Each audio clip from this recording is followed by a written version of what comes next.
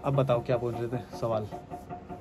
सवाल वही है कि जब आपको जेलेसी आती है तो उसको आप पॉजिटिवली कैसे हैंडल करोगे? ये मेरे को जो याद है ना, मैं वो बताता हूँ कि जिस वक्त मैं अपने आप को यूट्यूबर मानता था, ट्रैवलर मानता था, तो उस वक्त जब यूट्यूबर कोई और आगे निकल जा रहा था तब मेरे को जेलेसी हुई थी उस वक्त कि मैं अपने आप को यूट्यूबर मान रहा हूँ ना। उसके बाद मैंने यूट्यूबर भी मानना छोड़ दिया। मैं बोला कि मैं ट्रैवलर नहीं हूँ, मैं यूट्यूबर नहीं हूँ भाई, बाहर में जाए। लेकिन जब तक मैं वो मान रहा था तो जो मेरे को भी सरपास करके निकल जा रहे थे, मेरे को जेलेसी हो रही थी उनसे।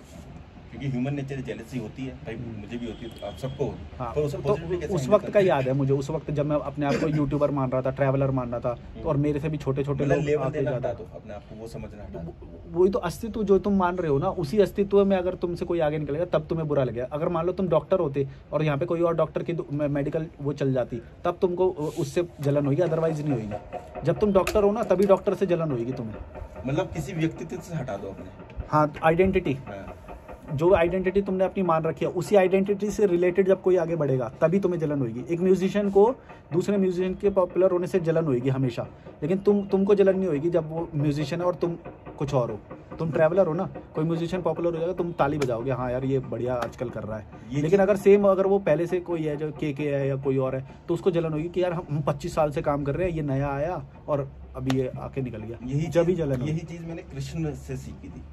जब मैंने पहली बार देखा कि यार जो कृष्ण का छोटा वर्जन है ना, गोपाल बोलते हैं, क्या बोलते हैं, है ना, कि कुछ लोग सिर्फ उसकी पूजा करते हैं, बड़े कृष्ण की पूजा नहीं करते। तो मैंने बड़े क्वेश्चन चले मेरे दिमाग में। मैंने कहा ऐसा क्यों कि सिर्फ गोपाल की पूजा कर रहे हैं, बड़े कृष्ण की नहीं?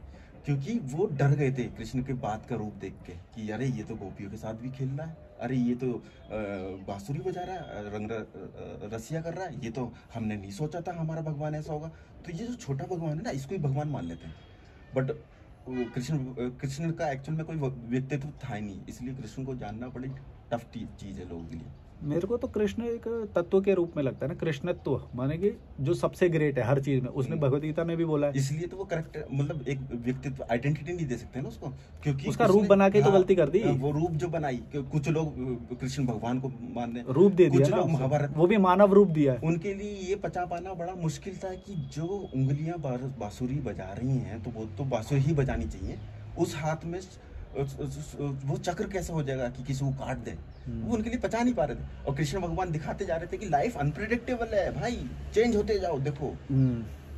सबसे बड़ा डिप्लोमेट में मानता हूँ वो कृष्ण भगवान थे भाई। उनका सोच रहे हो, जब वो नीचे था, कर्ण था, अभी जो पाकिस्तान के साथ जो अभी हुआ, वॉर हुआ, वो इसी का तो एग्जांपल है कि भाई जब कोई प्यार से समझ नहीं रहा तो तुम्हें तो गन उठानी पड़ेगी। वही वो उसी का एग्जांपल है। तो सबके कई बार ऐसा होएगा कि जब तुम प्यार से बोल रहे हो कि भाई मेरे को लड़ाई नहीं चाहिए, नहीं करना। और सोचो इतना अच्छा हमारे पास लीड थी इस बार कि हम बहुत अच्छा परफॉर्म कर रहे थे, हमारी आर्मी बहुत अच्छा परफॉर्म कर रही थी। उसके बाद सीज फायर पे हमारी पॉलिटिक्स मानी। यानी कि मैं इसे नेगेटिव नहीं ले रहा हूँ, बस मैं ये सोचना चाह रहा हूँ कि इसके पीछे रीजन क्या था, वो डिप्लोमेसी क्या थी। अब जो भी हो मुझे नहीं पता, अभी हम उस पर कमेंट भी नहीं कर सकते क्योंकि हम नहीं जान रहे। जो भगवत गीता में जो लास्ट पॉइंट था वो था 5 गांव देने की जंग थी। बस बोला था कि 5 गांव दे दो, बस ये 5 पांडव है, इनको 5 गांव दे दो। दुष्यंत है, पता नहीं वो जो भी है, उसने बोला कि भाई मैं सुई के बराबर भी जमीन नहीं दूंगा। तभी तो हुआ, तब जाके वो हुआ कि भाई ये तो चरम पे आ गया। और अब ये देखो कि अर्जुन से कृष्ण यह बोल रहे हैं कि भाई वो कर्ण था, ये जो भी मुझे नहीं पता, रथ से नीचे है, इसे मार सकता था। तो सोचो उन्होंने डिप्लोमेसी खेली। वो अपने जो मोरलिटी हम अभी बोलने वाले थे ना कि मोरलिटी को मोल्ड करना आना चाहिए, कि जब तुम सर्वाइवल मोड में हो तो तुम वो काम कर जो समाज के हिसाब से, धर्म के हिसाब से गलत है। वो कृष्ण भगवान भी तो वही कर रहे थे, धर्म के हिसाब से वो गलत था कि भाई जो रथ से नीचे है तो उसे तुम कैसे मार सकते हो, है ना, वो रूल्स के खिलाफ था। पर वो डिप्लोमेट, इसलिए सबसे बड़ा डिप्लोमेट मैं कृष्ण भगवान को मानता हूँ। और हमारी जो पॉलिटिक्स ने अभी ये डिप्लोमेसी खेली, मैं इसको नेगेटिव नहीं सोचता क्योंकि उन्होंने बहुत कुछ सोचा होगा, हम उस लेवल के नहीं है। पर वो रीजन क्या रहा होगा, तो पता भी नहीं है सारी बातें। मैं वो जानने का इच्छुक हूँ, मैं उस बंदे को नहीं जानने का इच्छुक हूँ कि वो मोदी ने करा या जो हमारा एक्सटर्नल अफेयर्स मिनिस्टर है या डिफेंस, मैं नाम पे जाता ही नहीं हूँ। अब मैं बस वो रीजन जानना चाह रहा हूँ, वो आइडिया क्या था जो स्टीव जॉब्स ने भी बोला था कि भाई आइडिया को देखो, किसी के नाम पे मत जाओ, उसके पीछे उसका आइडिया क्या था, उसकी सोच क्या थी। तो मैं अब उस फेज में चल रहा हूँ कि अब मुझे आइडियाज, कई बार ऐसा होता है कि लोग मुझे मिलते हैं और हम एक पूरे दिन बात करके चले जाएंगे और हम नाम भी डिस्कस नहीं कर पाते। फॉरनर्स लोगों से कई बार कि नाम क्या है भाई 90% ऐसा होता है, मैं तो नाम भी नहीं पूछता। तो देश जरूर पूछ लेता, उससे पता चलता है कि कहाँ के है वो, देश पूछ लेता तो हूँ। ये सोचो कि क्या ब्यूटी है कि इतना अच्छा कन्वर्सेशन हुआ कि नाम की जरूरत नहीं हुई एक्सचेंज करने की यार। नंबर भी एक्सचेंज नहीं होते, कई बार नाम भी नहीं होते।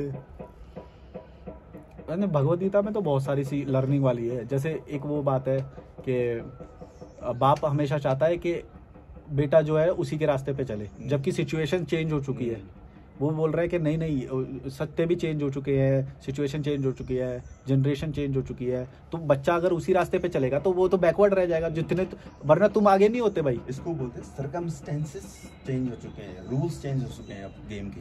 अब तुम मतलब अगर तुम उसके अकॉर्डिंग चेंज नहीं हुए तो तुम पीछे रह जाओगे। 2020 में अगर टेस्ट मैच की तरह खेल हो गए तो तुम आउटडेटेड हो ना, रूल्स चेंज हो गए गेम के, आपको वैसे परफॉर्म करना पड़ेगा। अगर अब डिजिटल बढ़ गया है तो और तुम डिजिटल को एक्सेप्ट ही ना करो, पुराने पारंपरिक तरीके से मेंटेन करोगे, बिल खाते सब तो आप आउटडेटेड हो जाओगे, आप मार्केट से बाहर। जाओगे। नोकिया का एग्जाम सबसे बड़ा यही है कि उसने आपको अपडेट नहीं करा, आउटडेटेड वो रिजिड रहा। नहीं तो नोकिया एक टाइम पे अपने आप में किंग था। तो ये तो समाज हमें दुनिया में भी देखने को मिल जाते हैं। और क्या भगवद गीता की लर्निंग है तुम्हारी? नहीं, मेरा एक क्वेश्चन ये आ रहा है कि तुमने कुरान पढ़ा है? कुरान मैंने वैसे पढ़ा कि बस हिंदी वाला हिंदी नहीं, लर्निंग याद नहीं है मतलब तुम्हें? कुछ भी वो याद नहीं है। मैंने बट पढ़ा नहीं कुरान। मैं कुरान पढ़ना चाहता हूँ, मैं गीता पढ़ना चाहता हूँ, मैं हर चीज वो पीछे जाना चाहता हूँ। क्यों? क्योंकि मुझे ऐसा लगता है कि हम प्रॉपर्ली डिनाई नहीं कर सकते पीछे की चीजों को, मुझे ऐसा लगता है। बट हम उनके एक्सपेक्ट को जान सकते हैं कि उन्होंने उस टाइम पे कैसे रिएक्ट करा था, तो अब हम स्थिति के हिसाब से कैसे रिएक्ट कर सकते हैं, या उसके इंटरप्रिटेशन कितने हो सकते हैं। इसलिए मैं ये स्टार्ट करूंगा लर्निंग। एंड एक क्वेश्चन और मेरे दिमाग में आ रहा था कि जैसे अभी वो क्वेश्चन चला गया, बड़ा बढ़िया क्वेश्चन था। मैंने तो जब फिलॉसफी पढ़नी शुरू करी थी ना भाई, जितनी मेरे सामने, मेरे को याद है मेरे एक दोस्त से, सुमित कर्ण नाम है उसका, वो वही मेरे उसमें था, तो मुझे लगा उसको और भी पता होगी। जब मैंने भगवद गीता पढ़ी, मैंने उससे पूछा कि भाई और भी कुछ है क्या तुम्हारे यार उसमें, मेरे को बड़ा अच्छा लगा ये पढ़ के। तो अच्छा, एक क्वेश्चन मैं पूछना चाह रहा हूँ, ऐसी रैंडमली आ रहा है कि आप किसको बड़ा मानते हो अपनी नजरों में, एक फिलोसोफर को या साइंटिस्ट को? मतलब कौन बेटर बना सकता है इस दुनिया को, या फिर अपनी जिंदगी को? दुनिया को छोड़ो तो अपनी जिंदगी। मेरे ख्याल से तो दोनों की अपनी अपनी नीड होती है, ऐसा कुछ वो नहीं है। फिलोसोफर अपनी तरह से वो करता है, साइंटिस्ट अपनी तरह से वो करता है, कोई एक थोड़ी वो होता है, कोई एक नहीं। अब जैसे ओशो है, ओशो ने कितने सारे लोगों को कई सारी चीज़ों की मान्यताओं से निकाला जो वो सब मान रहे थे, लेकिन एट द सेम टाइम अगर वो उस वक्त लैब में कोई काम नहीं कर रहा होता तो हम फ़ोन नहीं चला रहे होते।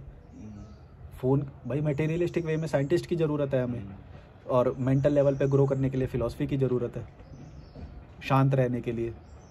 अदरवाइज़ तो हमें मूर्ख तो हमेशा बनाया जाए। माया जो है ना, माया बहुत प्रबल होती है, माया तो हमेशा, उसके लिए फिर फिलॉसफी की ज़रूरत है। उधर साइंस काम नहीं आती उधर साइंस काम नहीं आएगी, लॉजिक काम नहीं आएगा, क्योंकि माया जो है वो लॉजिक से परे होती है, लॉजिक से बहुत बड़ी माया होती है। वो तुम्हारे सामने खड़ी होगी ना, वो खुद भी बोलेगी देख तू मेरे पास आया तो मैं तुझे भस्म कर दूंगी। वो एक राज मूवी का है, मेरे इतने करीब मत आओ मैं तुम्हें जला के राख कर दूंगी बोलते हैं मैं तो राख होना चाहता हूँ। मुझे ऐसा लगता है वो सामने से बोलेगी माया आके मैं तुम्हें बर्बाद कर दूँ, लेकिन फिर भी तुम उसके पास जाओगे। यहाँ पे काम आता है ये फिलॉसफी और माइंड। मुझे लगता है ये माया से लड़ना नहीं चाहिए, माया को समझ के उसके हिसाब से खेलना चाहिए। वही लड़ना है, मतलब उसको समझना ही उसकी लड़ाई है। पर समझ नहीं पाते ना हम, समझ भी जाएंगे तो फिर भी हम उसके अकॉर्डिंग बिहेव नहीं कर पाएंगे। यही तो वो है। जैसे ज़्यादातर ज्ञानी लोग हैं ना, पूरा ज्ञान प्राप्त होने के बाद बोलते हैं कि भाई कोई ज्ञान होता ही नहीं है कोई वो नहीं होता, क्योंकि वो समझ जाते हैं कि तुम बिहेव तो उसी अकॉर्डिंग करोगे, तुम तो ज्ञान कितना भी प्राप्त कर लो। सारी चीजें वही आ रही कि सर्कमस्टेंसेस के हिसाब से। हाँ, लेकिन ज्ञान से ये है कि तुम कुछ चीज़ों को जल्दी से काट पाओगे। जैसे हम लोगों ने काट दी बहुत सारी चीज़ें, हाँ हमने बहुत सारी चीज़ें काट दी कि भाई ये चीज़ ज़रूरत नहीं है, ये चीज़ ज़रूरत नहीं है, ये हो जाएगा। जैसे मैं हमेशा क्वेश्चन ये करता था यार कि ये राम भगवान, कृष्ण भगवान, अल्लाह, ये इतने सारे रूप क्यों हैं? बट पता क्यों है? क्योंकि वो उन सिचुएशंस जब वो चल रही थी तो वहाँ पे उस तरीके से वो आपको सॉल्यूशन देना आए थे। भगवान ये नहीं है, भगवान इनसे भी ऊपर है, एक जो ऊपर है जिसका नाम भी नहीं दे सकता मैं। बट ये वो लोग थे, जब तुम्हारे अंदर इमोशन से जब तुम्हें लड़ाई करनी हो तो तुम आओ राम भगवान के पास, मर्यादा पुरुषोत्तम। जब तुम्हें अपने लोगों के खिलाफ जाना हो या फिर तुम्हें लड़ाई करनी हो अपने आप से, तो तुम कृष्ण भगवान के पास आओ। और जब तुम्हें वो भी, और फिर पता है क्या माहौल क्या था उस वक्त? वो माहौल उस वक्त ये था कि देखो खेती नहीं होती थी, कुछ नहीं होती थी, तो इंसान एक दूसरे को मार देगा। अगर मोरालिटी नहीं होगी ना उस वक्त, अगर मोरालिटी के हाई ग्राउंड्स नहीं होते, स्वर्ग नर्क का ये डर नहीं होता, तो लोग एक दूसरे को मार के खाते रहते आज भी। समझ रहे हो? उस वक्त की इसीलिए ये जरूरत थी कि लॉ नहीं थे ना, लॉ तो अब बने हैं ना, लॉ हमने अब बनाए हैं, लॉ का डर हमें अब है, अब हमें ये ज्ञान है कि भाई किसी का बुरा करने से वो नहीं। लेकिन उस वक्त तुम सोचो, लोग चोरी भी कर लेते, क्योंकि दरवाजे कुंडिया लॉक इतने थोड़ी होते थे, लॉक तो थे ही नहीं। तो उस वक्त इसलिए मोरालिटी से उन्होंने उस वक्त संभालने की कोशिश करी। अगर वो मोरालिटी नहीं होती तो एक दूसरे को खा जाते लोग, खाते भी थे ही, बर्बाद करते थे लोग एक दूसरे को। इसलिए यही एक रीज़न है कि मैं वेजिटेरियन और नॉन वेजिटेरियन को लेबल नहीं लगाता, किसी को सही और किसी को गलत नहीं बोलता, क्योंकि उनके सामने सिचुएशन ऐसी आई कि वो वेजिटेरियन बने, कुछ नॉन वेजिटेरियन बने, देश काल परिस्थिति, हाँ उस तरीके से आई। तभी तो ये लोग बोलते हैं अगर तुम नॉन वेज खा रहे हो तो तुम इमोशनल नहीं हो एनिमल्स के खिलाफ। और ये क्वेश्चन फिर मैंने अपने आप से पूछा, करुणा तो हाँ करुणा नहीं, पर मेरे अंदर तो है करुणा। और फिर वही तो। मैंने, अब पता क्या है उसमें ये है कि अगर मैं किसी को अपनी आंखों के सामने मरता हुआ देख लूं तो मैं उसे नहीं खा सकता, ये करुणा ही तो है। मतलब हम कितनी बार जब रास्ते में कांच का वो पड़ा होता है तो इसलिए हटा देते हैं कि भाई किसी जानवर के लग जाएगा या किसी इंसान के, तो ये करुणा ही तो। पर लेवल क्या, वो लोग क्या कर रहे हैं, बस लेवल देने की कोशिश कर रहे हैं कि इसको ऐसा कर दो, उसको ऐसा। वीगन वाले सोच रहे हैं नॉन वेजिटेरियन खराब है, वेजिटेरियन खराब है, सब अपने आप को जस्टिफाई करने की कोशिश कर रहे हैं। पर सही गलत के पार एक चीज है, वहां जाना है।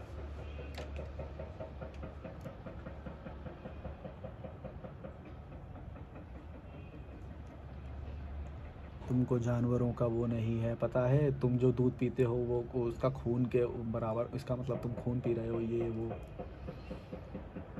देखो कहीं ना कहीं ये बात सच भी हो सकती है होगी भी, हमें भी फ्यूचर में मैं वेजिटेरियन बन जाऊं, लेकिन वो हमें है ना, वो तो हम ग्रो कर रहे हैं ना थॉट्स क्या? के हिसाब से। अगर हमें क्लिक कर गई भाई, क्योंकि ये दुनिया जो है हम तो एक सेकंड नहीं लगाएंगे, हम तो हाँ, इतने वो है कि हमें एकदम, तो समझ में आने की अगर देरी हिट है। कर गई तो एकदम, तो ऐसा नहीं कि भाई लेवल लगा लिया तो उसी से स्टक रहना। पर भाई जब तक नहीं समझ में आ रहा तब तक हम यही बोलेंगे कि भाई हमें तो नहीं समझ में आ रहा। वो इसलिए क्योंकि हमें अपने आप को अच्छा फील करना है ना यार।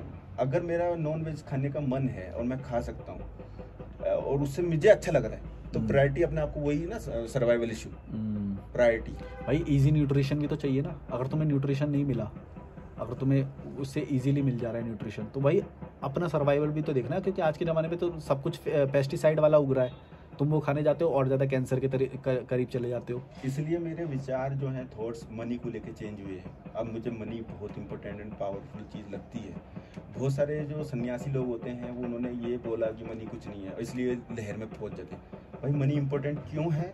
क्योंकि जब आप बिल्कुल बेसिक नीड पे जाओगे ना, अपनी बिल्कुल सर्वाइवल वाले इशू में जाओगे, तो तुम्हारी बॉडी, जब तुम भूखे होगे ना, तब तुम्हें चाहिए खाना किसी तरीके से भी। तब ये सब काम, हाँ, तब ना फिलोसफी काम आएगी, ना साइंस काम आएगा, ना कुछ धर्म काम आएगा। ये मैं बता रहा हूँ, धरातल पे जब जाओगे तब आपको चाहिए खाना, और खाना आएगा आज के टाइम पे पैसे से, इसलिए पैसा इंपॉर्टेंट है। और खाना भी हमें चाहिए तो डिग्निटी के साथ चाहिए ना, कोई ऐसा मांगा हुआ थोड़ी चाहिए हमें। इसलिए तो पैसा चाहिए, क्योंकि अगर हमें, अगर मेरा ये आंखें जो मैं मिला पाता हूँ इनसे, वो डिग्निटी मैंने मेंटेन करके रखी है ना अपनी। अगर नहीं होती तो फिर मेरे अंदर तो वही होता। तो प्रैक्टिकल होना, लॉजिकल होना बहुत इंपॉर्टेंट है आज के टाइम। अगर तुम मांग के खा ले रहे हो तो तुम्हारी डिग्निटी नीचे चली जाएगी, फिर तुम फिलोसफी का कितना भी वो देते रहो, वो नहीं आ पाओगे। गरीब लोगों को तो रिक्शे वाले होते हैं ना, उनके बीच में तुम ज्ञान झाड़ लोगे, लेकिन ऊंचा वाला कब सुनेगा तुम्हारी बात? जब तुम फाइनेंशियली तुम साउंड दिखाई दोगे कि ग्रो भी कराए, वो बंदा तो तभी सुनेगा ना, और वो मेजोरिटी ऑडियंस है। और ये रिक्शे वालों को सुनाना है तो तुम ये करते रहो बहन चो। ये रिक्शे वाले हर किसी को, ये तो हर किसी का हाथ जोड़ देता है, सलाम वालेकुम, नमस्कार। और मोस्ट ऑफ व्यूअर्स जितने भी हैं अभी देख रहे हैं, ये सब इनके दिमाग में पता क्या है, मनी को लेके ये है कि भाई हमें पैसा कमाना है, सो दैट हम गाड़ी खरीद पाएँ, हम दूसरों की नज़रों में बड़ा बन पाएँ, हम घर खरीद पाएँ। मनी पावरफुल है, हम समझते हैं, मैं मानता हूँ, पर मनी पावरफुल इसलिए है कि वो तुम्हें तुम्हारे जीवन को आसान बनाने में, जो तुम अपना जीवन जीना चाहते हो फ्रीडम से, उसमें हेल्प करेगा। मेरे ख्याल से उनको इज्जत का वो जुड़ा हुआ होता है कि अगर हम वो खरीद लेंगे तो इज्जत का वो जुड़ा हुआ है ना साथ में। और हमारे यहाँ पे कोई समाज नहीं है, हम यहाँ पे जो रह रहे हैं ना अभी, हम एक दूसरे का समाज है बस, और ज़्यादा से ज़्यादा एक दो ये बंदे हैं, ठीक है। तो इनके बीच में हमें कुछ प्रूव ही नहीं करना, तो हमें कुछ हासिल भी नहीं करना, इसीलिए हम जो ये बैठे रहते हैं तो हमें पता भी नहीं चलता कि भाई जो 4 घंटे हो गए बैठे बैठे या तो पता ही नहीं चलता, क्योंकि हमें प्रूव नहीं करना, इमेज प्रोजेक्ट नहीं करनी कोई भी। जिसको इमेज प्रोजेक्ट करनी होती है ना, वो दिन रात सोचता है यार अभी मेरे पास छोटी गाड़ी है, उसने बड़ी ले ली, अब मेरे को इतनी तो कम से कम लेनी पड़ेगी अगर इमेज इसके बराबर बैठना है तो। इसलिए तो पैसे को माया बोलते थे ये लोग, कि पैसा तो माया है, इससे एक बार कमाने लगो देखो फंस जाते हैं लोग, कमाते रहते हैं, उनकी भूख पूरी नहीं होती। बट पैसा एक्चुअली में पता क्या है, पैसा है आपकी ज़रूरतें पूरी करने के लिए बस एक माध्यम। जैसे अगर मुझे मान लो कि अगर मुझे आज के टाइम पे पैसे की रिक्वायरमेंट, खाना खाना है तो मुझे पैसे की रिक्वायरमेंट है, इसलिए पैसा इंपॉर्टेंट। अरे खाने से याद आया, खाना खाने चले गए यार, भूख भी लग रही है। दूसरा क्या है कि एक टाइम में मेरे लाइफ में ऐसा आएगा कि मुझे एक अच्छे लाइफ स्टाइल की ज़रूरत होगी, है ना, तो मुझे पैसे की जरूरत होगी उसके लिए, तो पैसे लिए पड़े। कल को मुझे अगर एप्पल की जरूरत पड़ रही है क्योंकि मेरी जरूरत पूरी कर रहा है वो, एक अच्छा मैसेज पहुंचाने के लिए, एक अच्छी उसमें, और इजी, इसलिए पैसा इंपॉर्टेंट क्रिएट कर रहा है ना। अब देखो ये इससे इतना ईज क्रिएट हो रहा है गोप्रो से। अब मैं बताऊं, इतने लोग एप्पल का फोन खरीद के रखते हैं, और Apple is such a powerful second hand लिया है मैंने। मैं बता रहा हूँ, Apple is such a powerful machine, but उन्होंने एप्पल का फोन इसलिए नहीं लिया कि उसका वो बेस्ट स्टेटस सिंबल है, तो वो वहाँ पैसा का गलत यूज कर रहा है, इसलिए उनके लिए वो पैसा माया बन गया। समझ पा रही? हमारे लिए पैसा माया नहीं है, हमारे लिए वो एक माध्यम है हमारी जरूरतें पूरी करने का, यू नो। कई लोग देखते हैं इसको, बोलते हैं कि भाई तू तो ये 1.5 लाख का फोन ले रहा है, ये अरे भाई मेरे काम का हिस्सा है। क्योंकि जज करेंगे लोग बाद में भी आपको कि अरे तू तो ये बोलता था कि भाई पैसा नहीं है, और भाई कल को तुम्हारा अगर जरूरत पड़ रही है तुम्हें एक गाड़ी की, तो तुम गाड़ी लोगे। विदेश यात्रा में हुआ ना मेरे साथ, जरूरत पड़ रही है। विदेश यात्रा मेरे लिए जरूरी थी, लेकिन जो लोग मेरे को सपोर्ट करते थे वही जलने लग गए मेरे से। जिन्होंने मेरे को पैसे मॉनेटरी सपोर्ट किया ना, वो देख के बोल रहे हैं कि भाई तू तो अब बहुत ज्यादा वो हो गया और तू तो ये सब करने लग गया है। वो फेज मेरा अब चल रहा है आगे।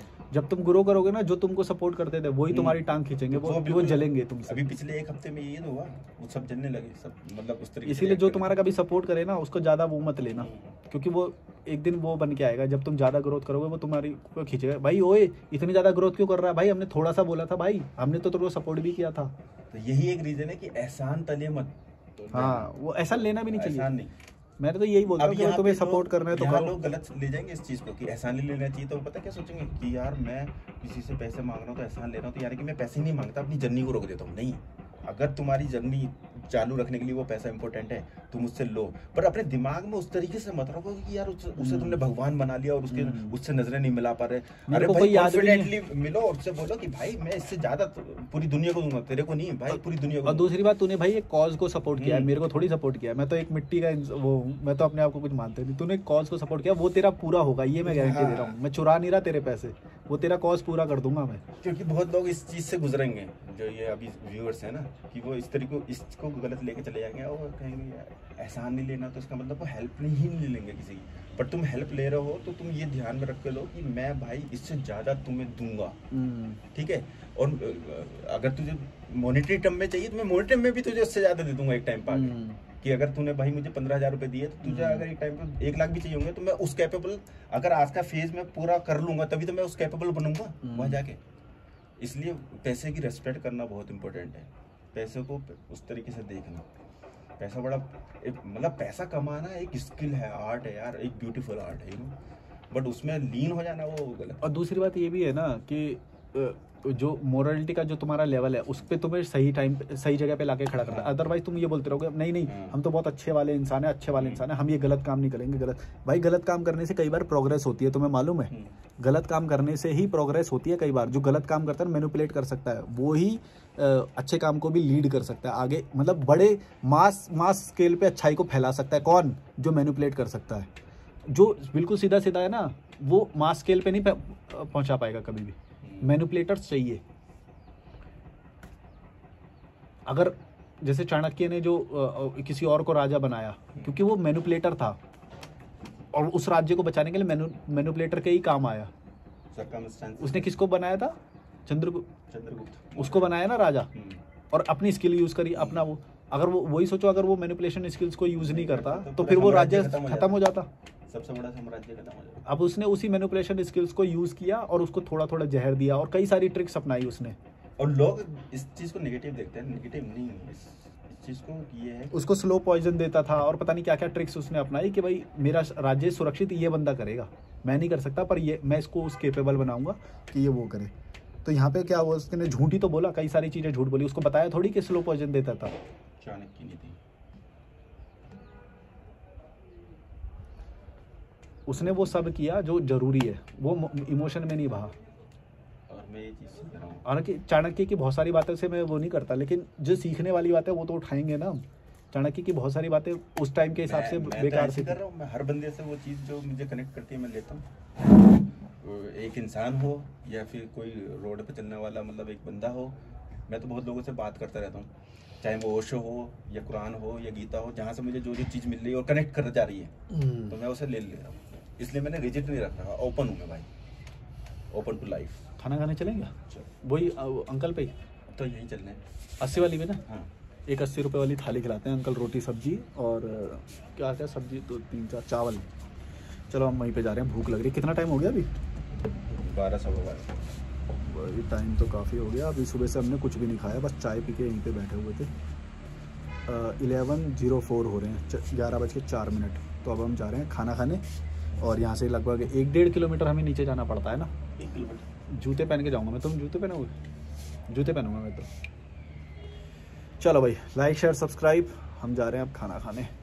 आज लंबी कन्वर्सेशन हो गई, वीडियोस भी रिकॉर्ड हो गए। वो तो होते रहेंगे। मैंने तुम्हें वो वाला वो बताया था ना कि तुम वहाँ पे अगर तुम टाइम नहीं दे रहे हो, वो जो 6 घंटे जो तुम इन्वेस्ट कर रहे थे, आज तुम जाते पक्का, अगर वो नहीं होता तो तुम, अब तुम्हारा वहाँ से वैराग्य हटा तो तुम यहाँ पे आ गए, और देखो कितना प्रोडक्टिव काम हो गया। प्रोडक्टिव काम तभी होगा जब तुम खाली बैठोगे। अगर तुम चंद पैसों के लिए वहाँ पे फंस गए तो वो तुम्हारा चंद पैसों के में बड़ा लॉस हो जाएगा, ये तुम्हें पता नहीं चलेगा कभी भी।